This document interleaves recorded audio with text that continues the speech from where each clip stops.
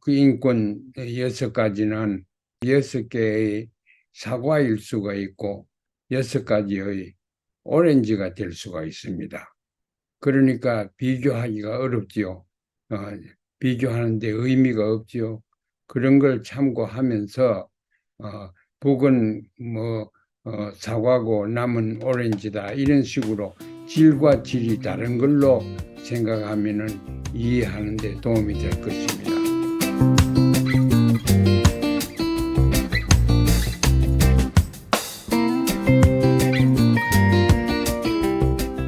사회주의와 자본주의가 정치 이념으로서 중요한 역할을 인류 역사에 해왔습니다.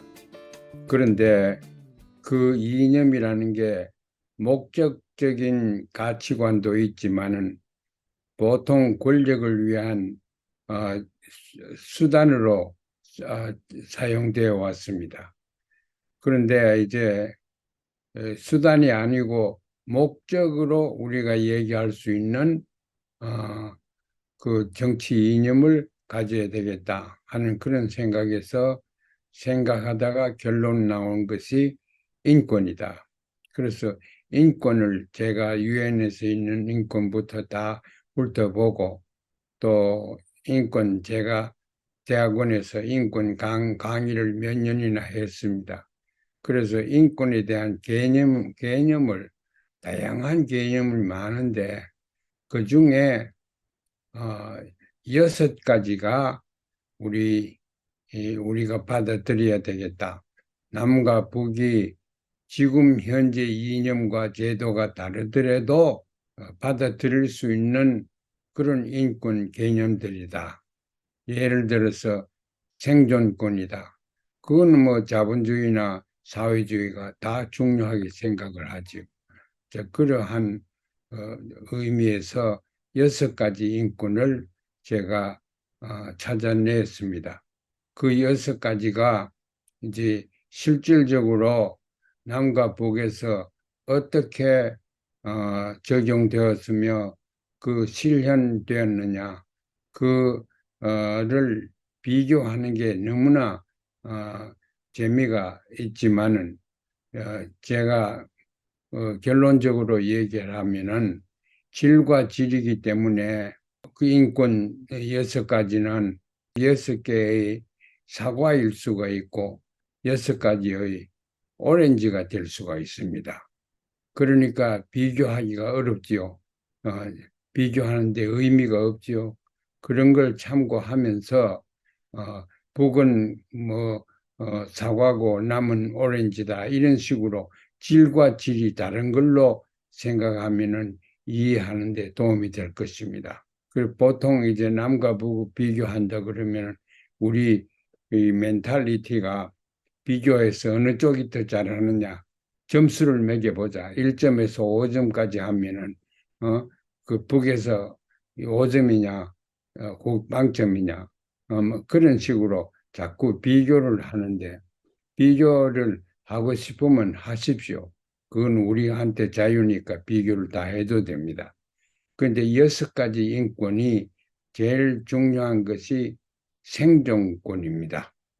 생존권이 중요하다는 것은 다 인권하는 사람들은 다 얘기를 하지만 실질적으로 생존으로 어떤 나라의 인권을 따지지는 않습니다.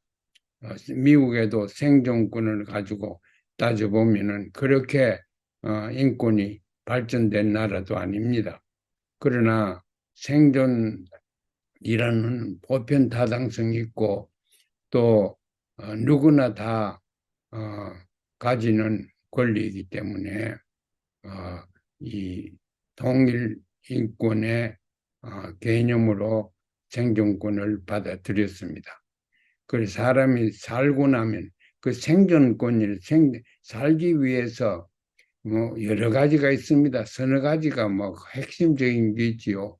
식이주가 있어야 되고 의식주라고 남쪽에서는 합니다만은 있어야 되고 그러고 그 안보가 돼 있어야 되고 사회 질서가 유지가 돼야지 그러면서 병 같은 게 전염병 더구나 전염병 같은 것을 예방하고 그걸 해결하는 것이 인권적인 의미에서 생존권에 해당합니다.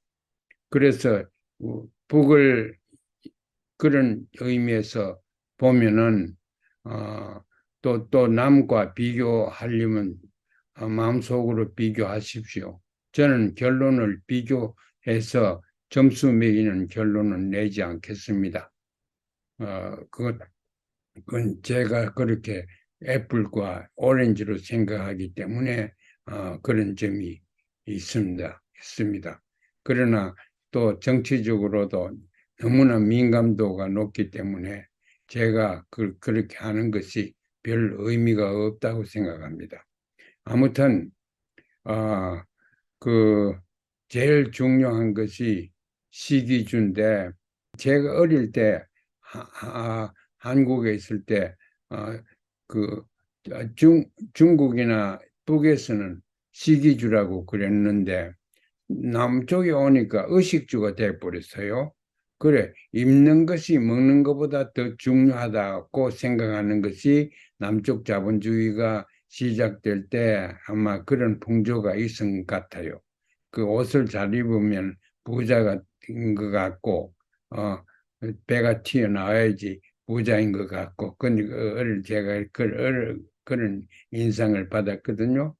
그래서, 어, 먹고, 어, 잘 곳이 집이 있고, 그 다음에 옷을 입어야 된다. 그거는 어떤 방법으로든지 의식주를 제공해야 됩니다. 누가, 사회 전체가, 다시 말하면 국가가 책임을 져야 됩니다. 의식주라는 것은 그 인권을 국가가 책임지지 않으면은 그 굶어가지고 죽는 사람들, 그건 그 사람이 뭐 게으르가 그런 사람도 있다고 하지만은 사회 분배의 정의가 실현되지 않았기 때문에 그렇습니다. 그 의식주가 있어야 되고, 그래 그거는 북에서는 100% 되어 있습니다. 그 양이 좀 적고 그렇지. 요새는 450g 먹다가 없을 때는 250g 하루에 먹는 그런 식으로 배가 고프죠. 다 고프죠. 그러나 굶어 죽는 거는 지금 별로 없는 것 같습니다. 중국에 제가 어릴 때 중국 혁명이 일어났는데 그때 혁명 전에는 사람들이 많이 죽었어요. 아편 중독자가 죽는 것도 많았지만 배가 고파서 많이 죽었죠. 그때 중국 국민이 6천만인데 그 하루아침에 굶어 죽는 것을 다 해결시켰습니다. 정책적으로 모택동 주의가 사회주의가 그래서 이걸 이제 골고루 갈라 먹으니까 모두 다 배는 고프지만은 그 어느 누구도 굶주리 가지고 죽지는 않더라. 이제 그런 원칙을 가지고 우리가 보면은 북에서 상당히 성공적으로 하고 있습니다. 사회주의 국가가 분배의 정의를 저만큼 실현한 나라는 역사적으로 별로 없습니다. 지금 여러 가지 국제적으로 생션을 받아가지고 어, 그, 그 식량이 없는데도 식량을 어, 기술적으로 많이 가져옵니다. 제가 한 가지 아는 것은 중국의 동북 삼성에서 어, 그 수전 그 우리 논에서 나오는 쌀이 많아서 그걸 이제 각 성별로 국가가 하지 않아도 외국에 팔기도 하고 무역도 할 수 있게 이렇게 되어 있습니다. 그래서 제가 아는 비공식 정보에 의하면은 중국 동북 삼성에서 북경에 알리지도 아니하고 이 평양과 무역 내지는 인도적인 지원이 상당히 많다고 제가 들었습니다. 어떻게 되든 무슨 밥을 먹든 밥이 쌀이 집단 농장에서 나왔던 자본주의 시장에서 왔던 여하튼 먹어야 돼요. 그래서 먹도록 해주는 것이 사회 전체의 책임이고 국가가 책임입니다. 그런 의미에서 인권적으로 봐야죠. 그런 게 있고 남쪽에는 뭐 굶어 죽는 사람 별로 없을 거예요. 그런데 지금 이거 하면서 제가 비교 안 할 수 없는 것이 자살과 타살이 어, 자살과 타살이 제가 알기에는 또 제가 듣기에는 제가 과학적으로는 가서 연구를 안 했습니다만은 북에서는 타살이 없어요. 자살은 물론 없고 남에서는 자살과 타살이 많지요. 어, 그 부의 불평등 분배 때문에 오는 여러 가지 스트레스 때문에 어, 그 인간의 생존권에 나쁜 영향을 미치고 있다고 생각합니다. 그 다음에 어, 안보라는 게 있지 않습니까? 그 안보의 능력은 북에서는 100% 되어 있습니다. 그게 이제 안보 정책이고 또 외교 정책도 되지만은 그 핵무기 등등을 해서 군사적인 준비 이런 것이 상당히 많이 되어 있는 걸로 알고 있습니다. 남은 그런 점에서는 그 미국과 제휴를 해서 미국의 힘을 입어서 이제 안보가 유지돼가 있죠. 그것도 이제 한 방법입니다. 한국은 외세를 들어와서 이제 안보를 하고 북에서는 자체 내로 한다 하는 애플과 오렌지 차이가 있지 안보는 지금 둘 다 유지되고 있습니다. 그러고 이제 그 전염병 같은 거 보면은 북에서는 그래도 전체적인 데이터는 전국적인 데이터는 없습니다만은 상당히 그 중앙정부에서 관리를 잘하고 있는 것 같아요. 그런 점에서 보면은 남쪽도 개방된 국가로서 저렇게 전염병을 잘 하는 것은 여러 가지 문화적인 정책적인 요소가 있지만은 상당히 세계에서 볼 때 앞서서 잘하는 나라로 되어 있습니다. 그런 거를 남북을 우리가 비교해야 되는 거고. 그 다음에 이제 둘째 인권이 뭡니까? 더불어 산다 하는 우리 친구하고 같이 살고 좋아하는 사람하고 같이 살고 그건 더불어 사는 건데 더불어 사는 거는 그게 이제 보통 미국적인 그 인권으로 하면은 더불어 그 북에서는 더불어 못 산다. 여행도 잘 못하고 더불어 못 산다. 하지만은 그건 또 척도를 미국적인 또 한국적인 척도를 가지고 그렇지 북에서 하는 척도로 보면은 이제 더불어라는 것이 서로 연결이 다 되어 있어요. 거기는 남남이 없습니다. 그 당에서 사로청 사회주의 노동자 그 층에서 젊은 층에서 또 그렇고 준당원이 되고 당원이 되고 그 하는 과정에서 그 더불어 사는 사람들이 생기죠. 궁극적으로는 북에서는 더불어 사는데 제일 중요한 존재가 동지입니다.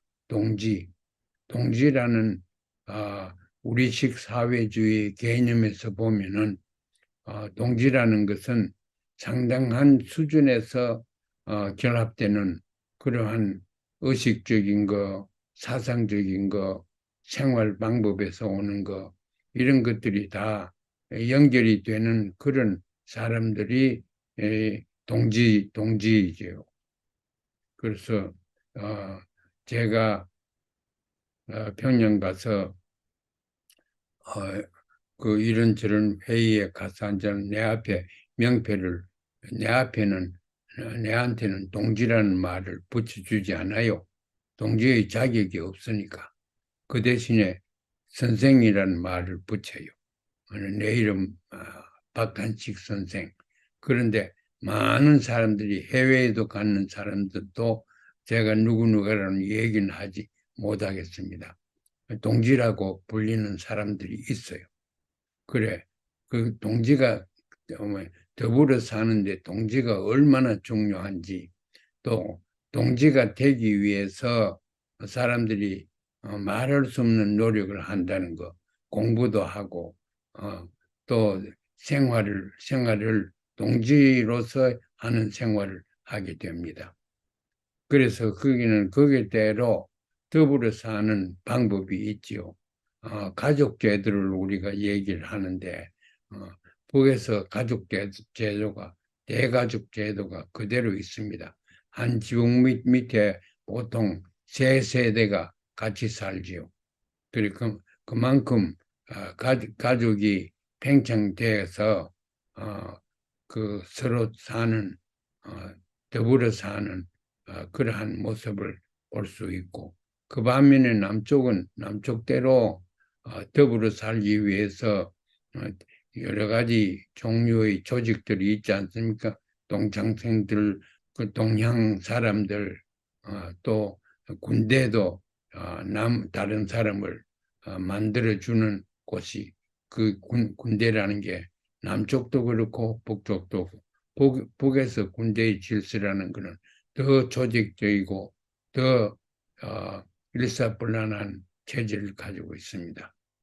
그래서 이제 더불어 사는데 남과 북이 문화적으로 유사한 데가 많습니다. 그래서 상당한 의미에서 발전이 되어 있는데 이것도 미시적으로 여러분 개인이 판단해서 남과 북을 비교하려고 하면은 할 수 있습니다.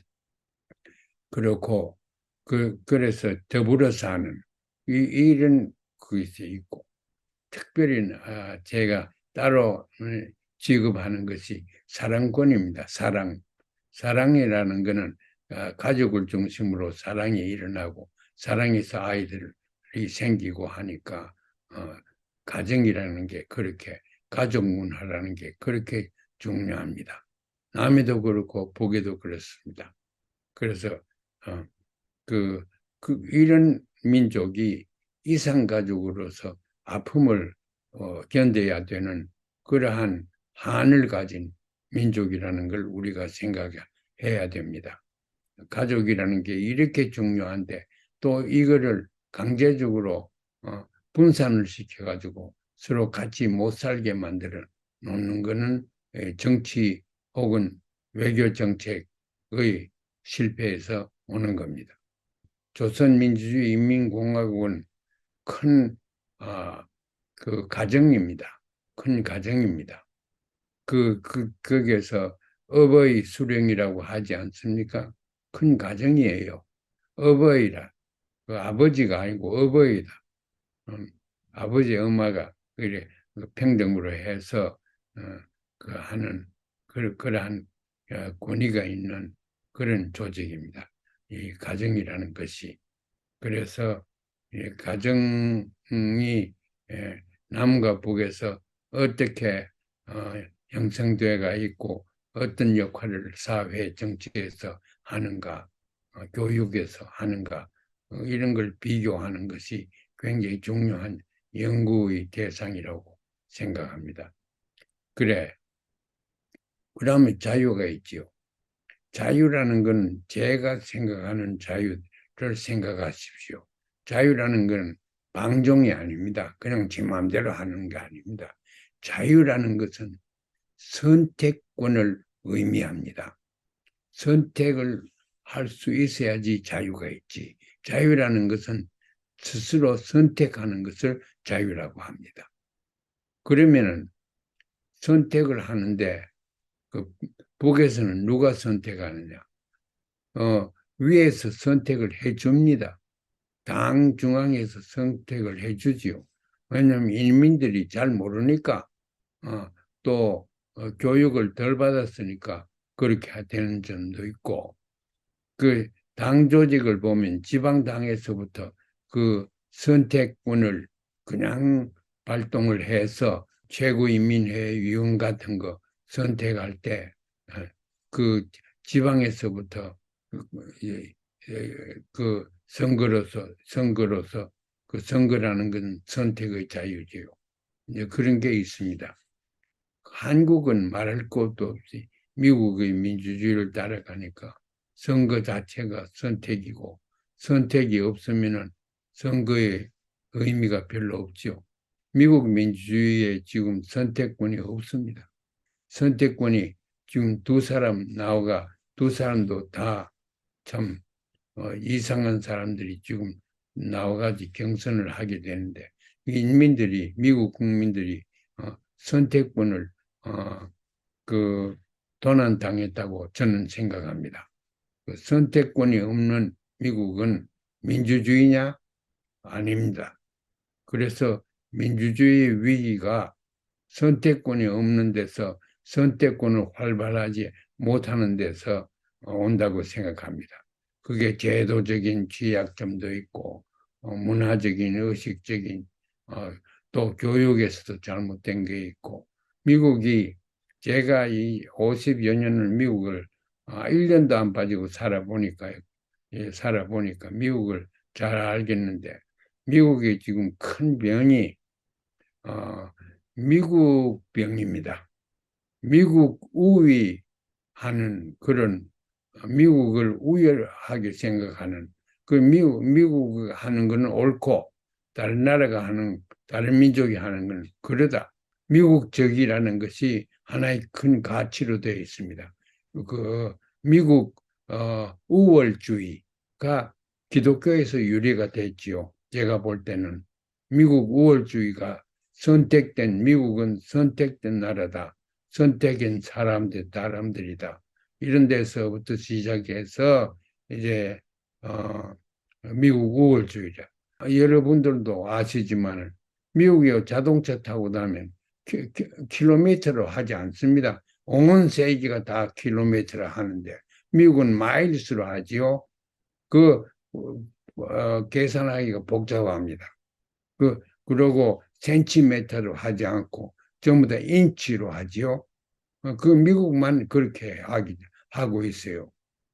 또 미국의 세계 여러 곳에 있는 도시들, 뭐 이탈리아의 도시들, 제가 이탈리아에 많이 가서 아는데 도시들 이름을 그 사람들이 부르는 이름하고 또 미국에서 불러준 이름하고 다 다릅니다.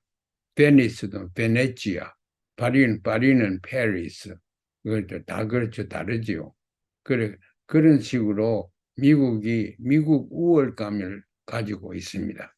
그것이 정책적으로 반영이 될 때에 이제 미국 우월감이 외교 정책으로 나타나지요.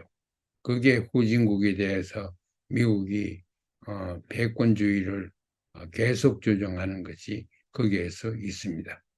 이제 그러한 그 미국의 자유라는 것이 제가 얘기하는 선택의 자유로 생각하면 그렇게 자유로운 나라가 아닙니다.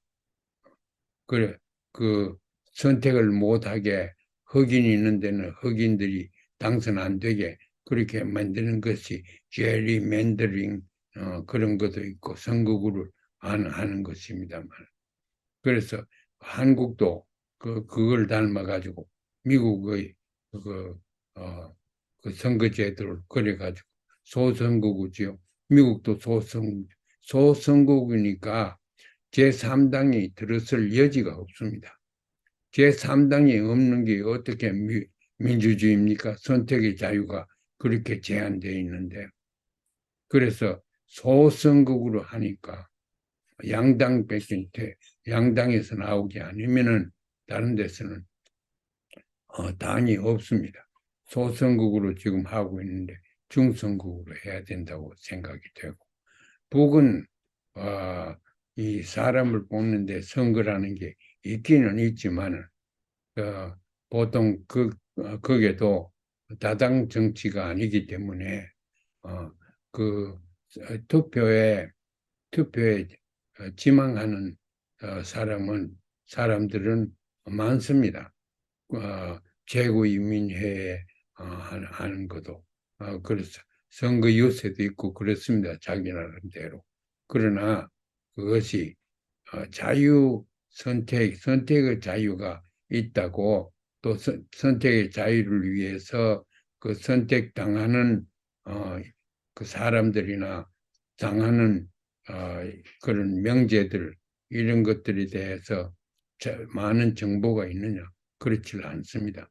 그런데 북의 이 선택권을 권장을 해서 더 나은 자유권이 되는 나라가 되기를 바라고 될 수도 있습니다. 남쪽은 미국을 따라가기 때문에 미국과 같이 떨어지게 되어 있어요. 그래서 이 민주주의라고 하면서 자유가 없는 것이 미국이고 한국입니다. 그래, 자유. 그 다음에 평등이 있어야지 인권이 있는 거지요.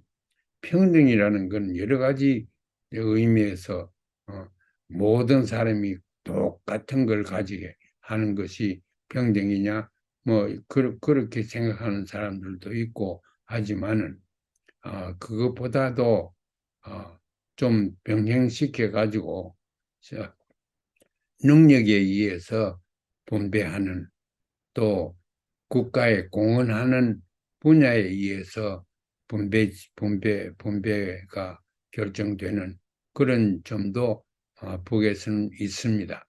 그리고 그 과정에서 합의가 안 될 수도 있고 하지만은 조선노동당이 있기 때문에 모든 것이 노동당 차원에 가면은 거기에서는 일사불란하게 결정 다 되는 거죠.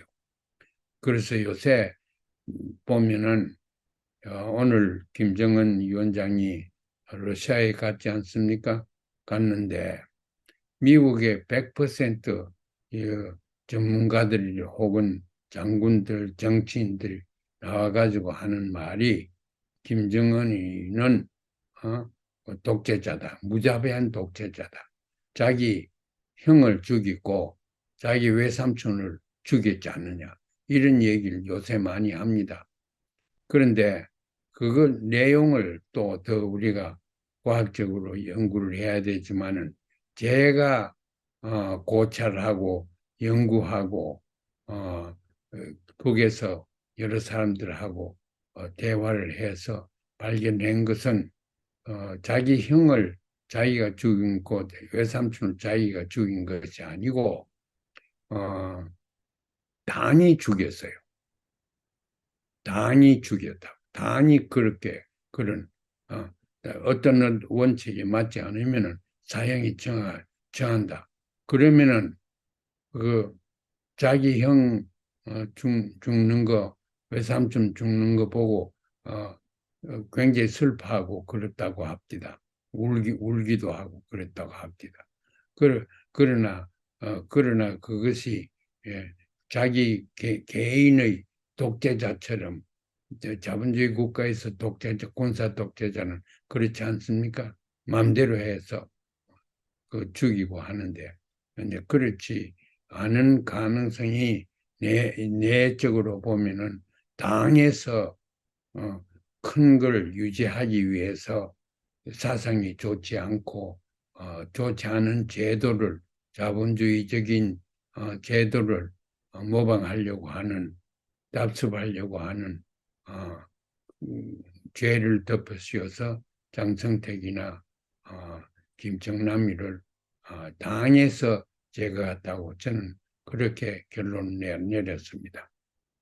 그렇게 보면은 독재자라고 그러는데 북을 몰라도 너무 몰라서 그렇습니다. 그러한 독재자가 아닙니다. 그 어느 누구도 그 세 사람 다 그 무자비한 마르코스처럼 후진국에서 나온 독재자처럼 그렇게 행세하지는 않았습니다. 그걸 우리는 우리 민족이기 때문에 그 내용을 알 수가 있지요. 그건 또 그런 식으로 연구를 더 해가지고 결론을 내시기 바랍니다. 그래, 그 평등. 그 평등이라는 것은 주로 경제적인데 끝이게 생각하는데 정치적인 평등이 그렇게 중요합니다. 이 매주일 모든 사람이 자기가 속해 있는 그 회의에 참석을 해야 됩니다. 한 사람이 회의 5개, 6개 있습니다. 그 회의에 가서 제일 중요하게 하는 것이 자기 반성을 해야 돼요. 자기가 잘못된 거, 일주일 동안 잘못된 거. 근데 그걸 지금 돌아가신 황장엽 씨한테 제가 직접 들었어요. 자기가 어,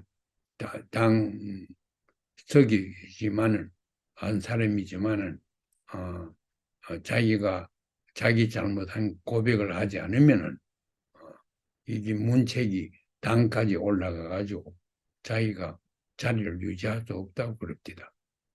그만큼 이제 당이 그렇게 중요한 거예요. 그러면은 당이 누가 들어가느냐? 그것도 공부를 많이 해야 돼. 당원이 되기 위해서는 어마어마한 과정을 거쳐야 돼요. 준비를 해야 돼요.